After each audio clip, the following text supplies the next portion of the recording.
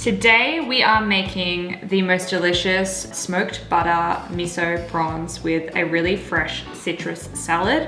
I'm gonna be using grapefruit, some blood orange, and then putting that in with some shaved fennel, some mint, some cucumber. It's like summer on a plate, it's just delicious.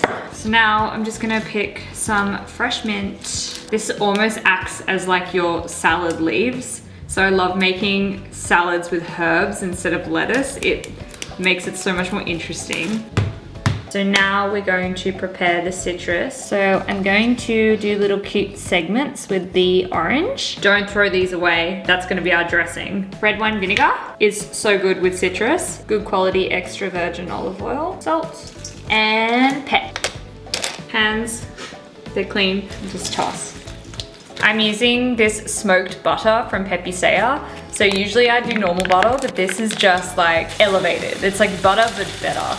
It's got like a kind of like a wood smoky flavor and it's super fun. These are my smoked miso butter prawns with a fresh citrus salad. It is like summer in every mouthful.